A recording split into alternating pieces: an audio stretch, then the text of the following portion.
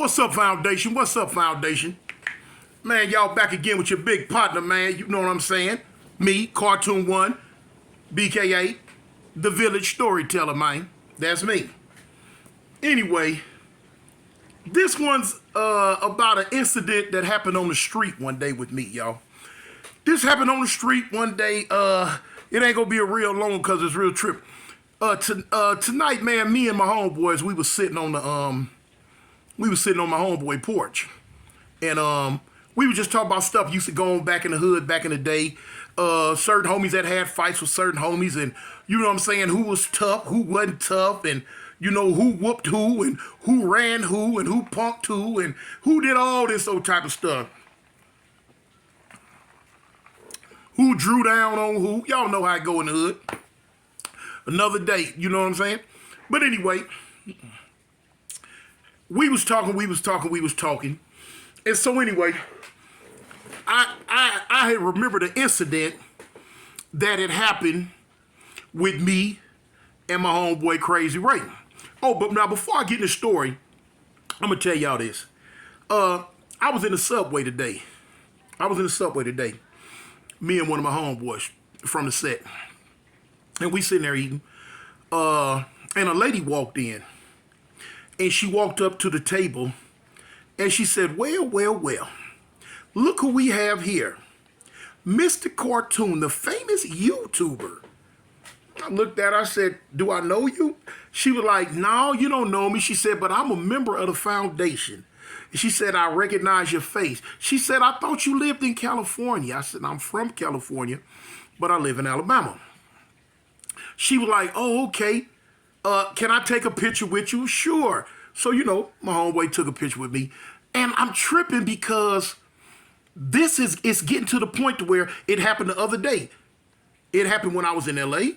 It's been happening way out here in Alabama quite frequently. You know, I was at the laundromat. Now, I got my own washing machine. I got my own dryer. But I got these big old giant, my bed is what they call a California King, real big. And so I have these big giant quilts that I can't put into my washing machine because it'll knock the rotation off. So I got to take it to the laundromat. And I was at the laundromat the other day, and two dudes was walking outside. And outside, they was coming out and sitting out on the phone. And they said, man, what's they saying? Ain't you the YouTube dude, Cartoon? I'm like, yeah, that's me, homie. They were like, man, that's what's up, man. They want to take a picture. They want to talk. And that, you know, and I chopped it up with them. And it happens like, well, I go in the mall. I see people that know me. And to me, in my mind, I'm still just a regular old guy. I'm regular old Joe from around the way. But in actuality, like my other homeboy was telling me, he say, I'm somewhat moving up into what they call, you know, small celebrity status. You know, I'm not no, you know, big name rapper or big name athlete or anything like that. But I'm to the point now to where people are starting to recognize my face. And it just tripped me out because, you know, I'm not used to the notoriety, not like that, you know what I'm saying? But, I just had to throw that in there. But, you know, it's all good. You know, I guess it could, you know, it could be good. Some homie like, man, that ain't good. You run into people. I say, homie, I'm not running into. I'm not worried about that. I say, shoot, I don't really offend nobody on YouTube. You know, I kick it with everybody. But anyway, on to the story. This is a story about, as you could tell from the title, when my homeboy Crazy Ray put me in my place. What had happened was one night, man, me and a homie, we was driving around, me and him. As we usually do, because at this time, you couldn't pay nobody else to get in the car with us. No. Wasn't nobody going to get in the car with us at all. You know, I'm talking about for no shape, form, or fashion. You know, you couldn't get girls to really fool with us. They were scared. We was going to get them killed if they was around us and all that. I told you one time, I had a female pay me not to go with her sister because she seen me pull up in the car with her sister in the car. Me and was like, oh, no. You know, everybody trying to kill you. Oh, no, don't, you know, anyway. So anyway, me and the homie, we had been out doing what we do at this time. This was back in the 80s. And we had been out all, you know, doing what we do. Now, what we did was, you know, hey, if you were an enemy to Avalon at this time, we was coming. You know, you was going to see the Cartoon Ray show because we was coming off the rip. No ifs, ands, or buts about it. And so anyway, we had been out all day, mending, tending to our business, and our business was the annihilation of any and everyone who did not get along with us back then. So later on that night, we was kicking it down on 116th. This was in the 11-6 Avalon Hood, you know what I'm saying? They got some apartments right there called the A-Line apartments. And that's where all the 11-6 Avalons kicked it right there up and down that street and in those apartments. So, back in this time, we hung there quite a lot, all the time. So back at this time, I used to drink a lot. I was a heavy drinker back then. That's one of the reasons why I don't drink today, because I was what you call a violent drunk. I was the type of homie, I'll kick back all day long. But now, as soon as I get that 8-ball in my system, I used to drink that 8-ball. I didn't like hard liquor. I drank that 8-ball. And for those who don't know, 8-ball is Old English 800. That was my drink of choice. If I drunk today, it would still be my drink of choice. I had to have it. Morning, noon, and night. That was my get down. That was my thing. Loved it. Probably still love it. You know what I'm saying? But I had to have it. That 8-ball, homie. And like what NWA said. What they used to say. I don't drink brass monkey. I like to stay funky. Nickname Eazy-E, y'all 8-ball junkie. You know what I'm saying? And that was me. I was an 8-ball junkie. Anyway, it was the type of get out to where when we be in the hood and boom, I go to drinking a little bit. The homies at that time who, was kind of weak at heart, they know what was finna happen. I could hear them whispering, man, I'm finna go, homie. Man, Toon drinking, man. Nah, man, y'all know how Cuz be tripping when he get drunk. You know what I'm saying? Because it was many a times, man, I would, I got to the point where I would drink till I pass out. You know what I'm saying? And when I was that drunk, man, I'm beating up everybody, whoever out there. I'm finna put hands on them. And it was a few times that I got hands put on me. I don't remember it. But I would wake up sometimes and be lumped up, and I'd come to the hood like Cuz. Man, what? Man, everybody playing crazy because they know I'm acting fool. But sometimes, I would drink to the point to where, man, I'd pass out and piss on myself. Wake up in the alley, dog licking me, or wake up in all these old strange places. Man, I was pitiful at one time. So anyway, every time I got drunk, I was going to jump on somebody. I was going to fight my homeboys. Whoever was around, I'd make up, man, stuff would pop in my head. They might have said 100 years ago. Even if they didn't say it, my mind would say they said something or did something. Or they wasn't hard enough. Or I didn't think they should be hanging around. Whatever it was, or let's just get down. Let's just get down to be get down. So some of that old East Side stuff, on the East Siders, they fighting that like. So this would happen all the time.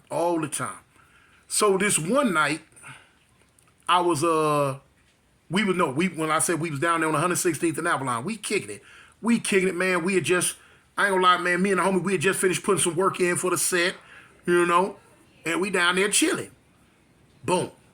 One of the homies from 11-6, they pull up, boom. So they like, Cuz, man, what's up, y'all, what y'all want something to drink?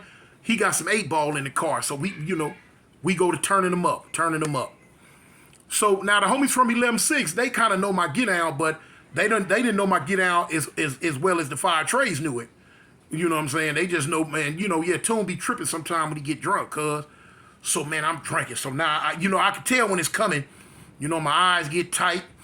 I go to grit my lip. I go to looking around, tripping, man. You know what I'm saying? Now I go to looking at homies. Yeah, fool, you ain't hard enough to be from Avalon. You know what I'm saying? That's what my mind telling me. You ain't hard enough. You don't even carry no gun. Fool, you ain't gonna fight nobody. You know what I'm saying? I just take off. Wop.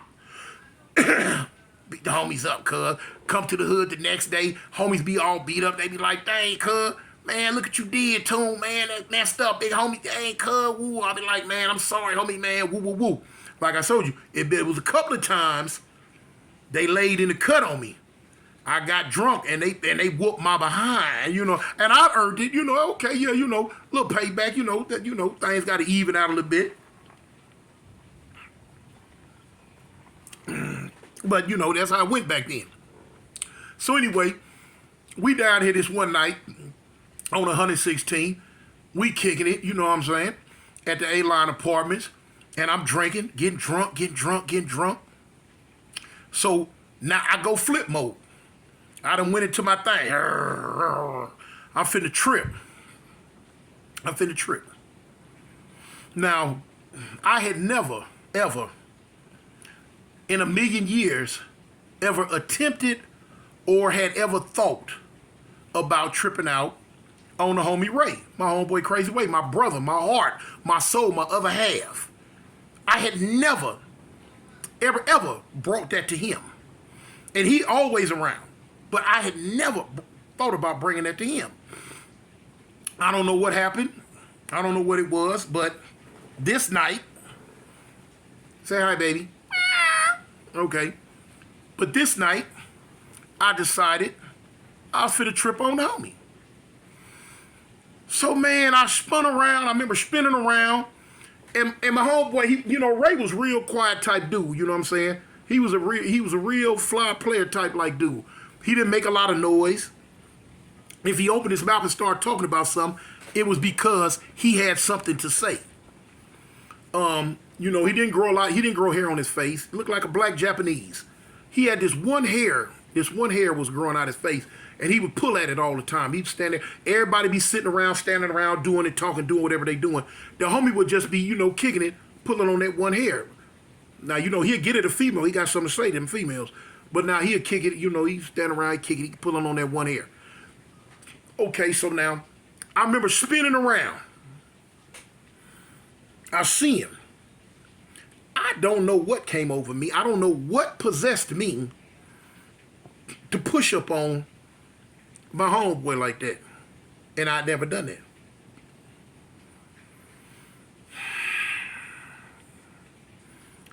I run up on him. He know my look, because he done seen me act out many times. And I get up on him. I'm like, what's up, cuz? Fool, what's up, Ray? Now, Ray done seen this. He know that's a prelude to me swinging. But let me show you something. Ray looked at me. He looked at me dead in my eyes. Didn't flinch. You know what I'm saying? I'm taller than him. He looked up at me. And he messed with that one hair on his face. And he looked me in my eyes. He say, big homie, tune. He say, cuz I love you. He said, I love you, homie, unequivocally. You my dog. You my heart. You my everything, homie. He say, cuz, don't put your hands on me. So I'm like, what? He didn't get flustered. Didn't get... He say, big homie. He say, cuz, don't put your hands on me. And he's looking me dead in my eyes. Looking me dead in my eyes. And I'm looking at him. Now, for y'all who don't know him, my homie was a stone cold killer. If y'all, some of my other stories I told you about in the past, y'all can go back and find them. He was a stone cold killer. Taught me a lot about killing. Me, I was a wild card. Any place, anywhere, broad daylight, in front of the police, the governor, the mayor, didn't make me no difference. I gun you down. Ray wasn't like that. Ray was a creeper. He'll lay in a cut on you. Real smooth. But he was a cold, cold killer. The homie was a rattlesnake without rattlers. Silent death. And he looked me. I looked into his eyes and he looked me in my face. He told me, don't do it. And I seen and felt everything that I needed to see or feel within my body. It resonated. I looked that man in his face. Man, let me tell you something. I don't care if I'd have been drunk beyond repair. I immediately sobered up.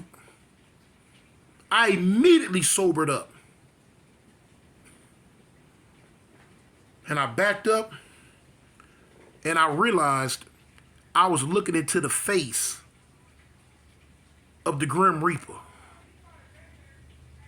He just didn't have the sickle and the cape. But I knew I was looking into the face of the Grim Reaper. I knew if I would have put my hands on my homeboy and transgressed against him, it was going to be a sad day for me.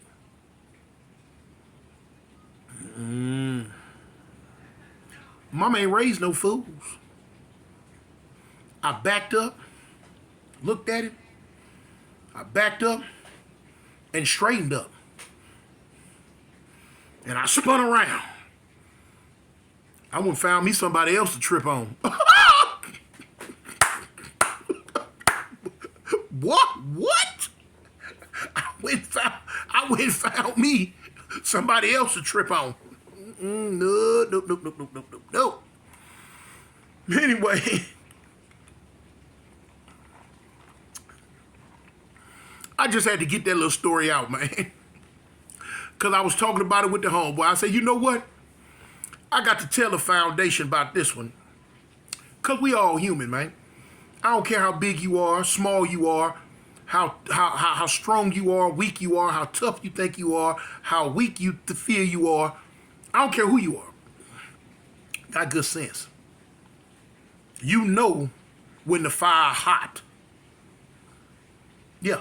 You know when the fire hot. You know when to get up out of there. I don't care who you are. You play tough all you want to. You know when it's time to get up out of there.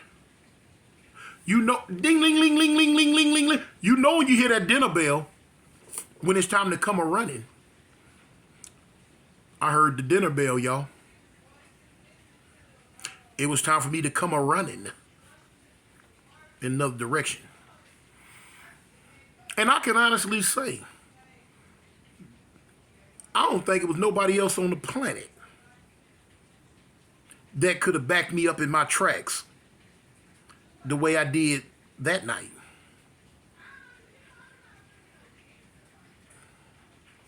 It is what it is. Got to call a ball, and strike a strike, man.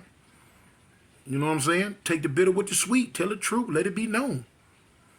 Y'all know the skin is tender, man. The skin is tender, y'all.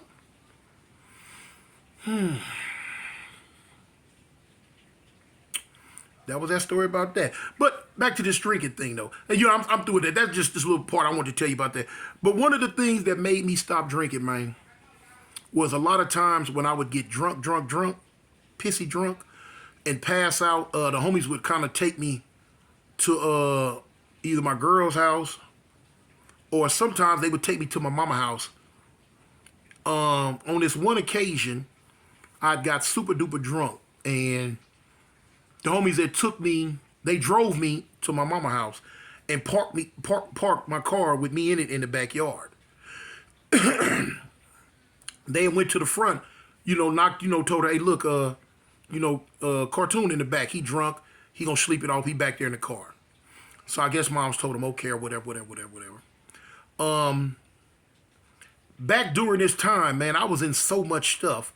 You know what I'm saying? I went to sleep with my gun in my hand. And, you know, would wake up with it in my hand. You know, hey, nobody move, nobody get hurt. You feel me? I never forget, I had a 38. I never had a 38 revolver at this time. And moms, it came out. I guess it might have been 2, 3, 4 in the morning. I don't know.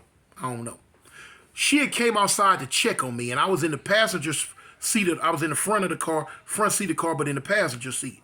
And my head was leaning on the window. So moms had came outside to check on me.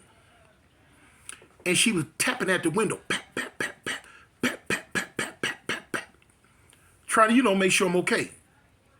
And, with me being drunk and out of it, my instincts kicked in to save myself.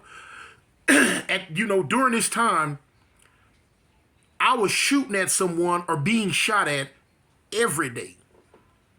When I say it every day, I'm not embellishing this. I'm not adding to it, taking away from it.